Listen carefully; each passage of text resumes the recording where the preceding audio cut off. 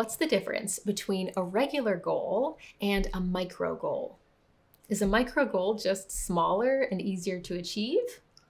Yes, but there's a little more to it, so stay tuned. My name is Katherine Gibson, and I'm brought to you by the professional women's group of Dress for Success Kingston. If you missed our in-person workshop, no worries. I'm going to go over the highlights with you right now. So the micro goal method has 3 key components. The first, we're going to create a tiny habit. We're going to identify a trigger habit, and then we're going to reflect and reassess.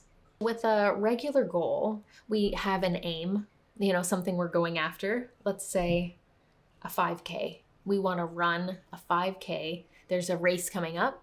That's our end goal.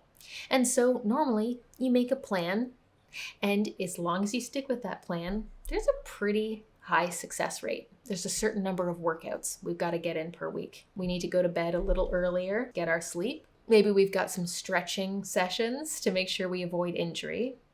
As long as we stick to that plan, we're going to get to our end goal. If we stick to our plan, we have a very high success rate. If you see where I'm going, if you stick with this plan, you have an incredibly high success rate.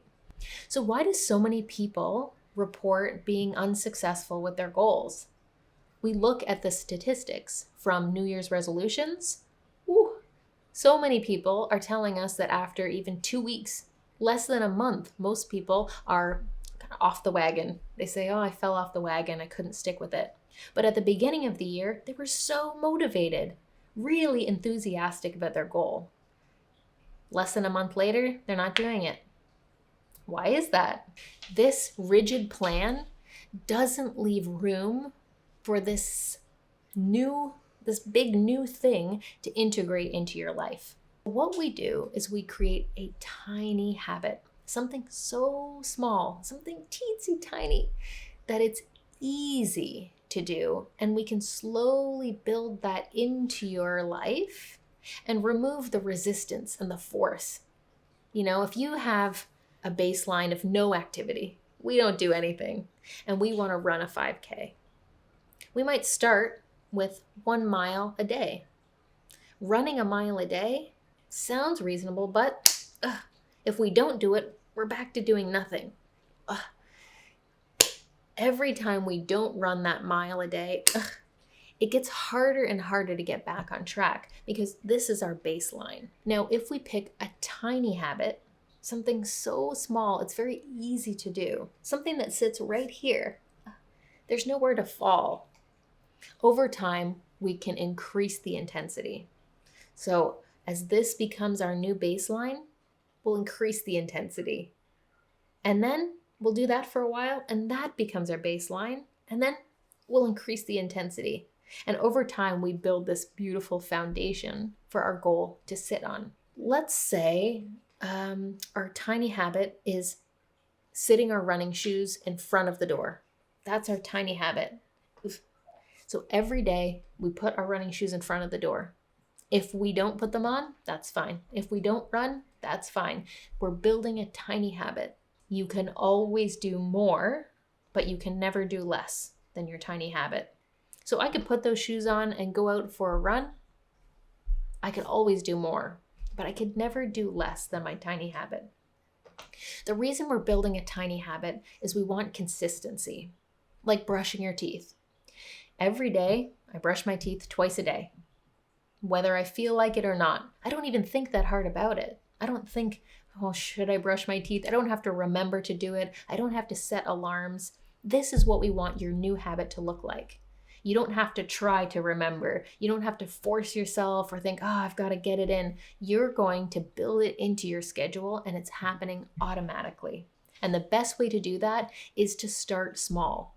Big things happen with small steps. Big things take little tiny steps, and we have to start small, especially at the beginning. So what's an example? Many people want to stay hydrated. Getting in 8 glasses a day, if you're not drinking a lot of water, is a pretty big change in your life. Hard to stick with. You'll constantly through the day be trying to remember, I need to drink more. If you just start with one glass as a mandatory glass of water, it's going to be easy to increase that over time. So to build this into our schedule, we're going to go on to our next step, which is your trigger habit. Something you're already doing every day that's going to trigger you to do your new habit. So what's some things you do every day? Opening up your laptop, starting the car, feeding the cat, getting dressed. There's many things we do every day that could work as a trigger to say, oh, now it's time to get that new habit in. When I wake up and my alarm goes off, when I turn it off, that's my trigger to drink a glass of water. I started this with my recent habit, studying Japanese.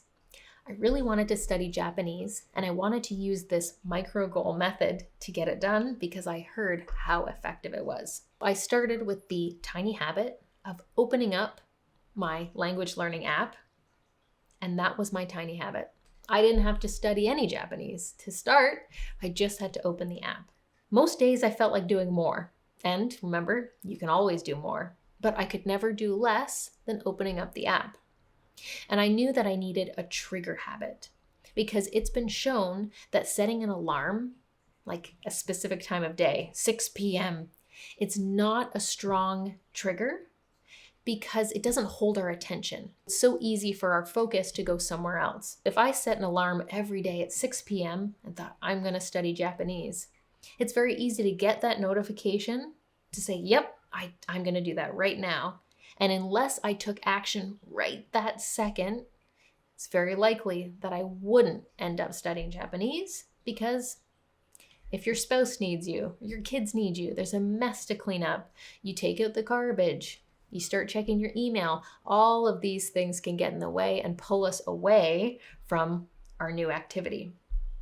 But something like putting the plate in the sink after dinner, that's a very reliable trigger. We know that what we do at 5:30 p.m. exactly, that can change from day to day. But I'm definitely eating dinner every day.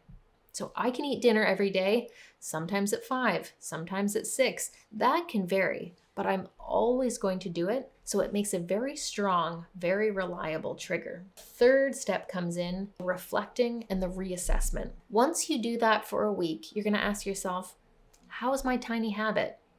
Am I ready to increase the intensity? And how's my trigger habit? Is it strong? Am I keeping consistent?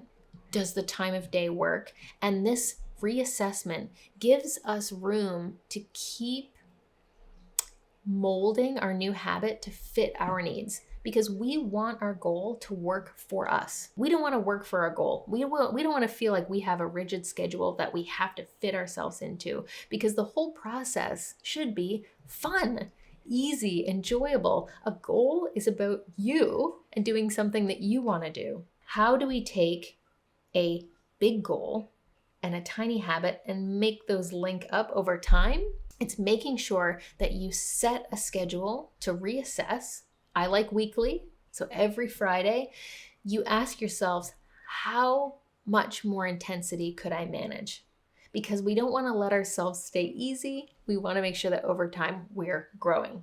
Meditation. If you want a meditation practice, maybe you'd like to meditate for a half hour a day, but that's a little bit too big to start with. You're going to pick your tiny habit. So I would say one breath. Taking one breath is a great tiny habit to start with. It's something you want to be able to do on your most difficult day. Like on your hardest day, you want to be able to take one breath. That's doable. On my hardest day, I don't think I could meditate for a half hour if I'm overwhelmed and I have a lot going on, but I think I could fit in one breath.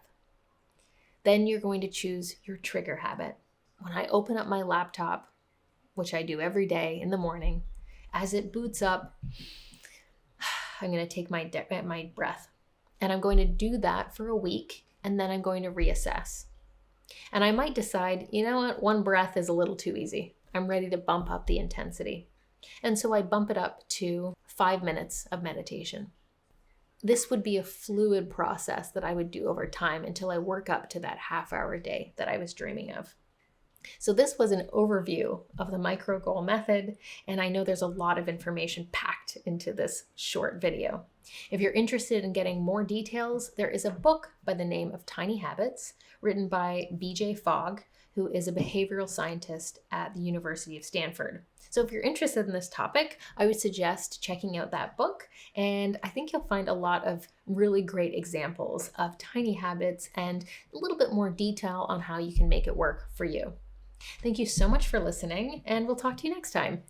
Bye.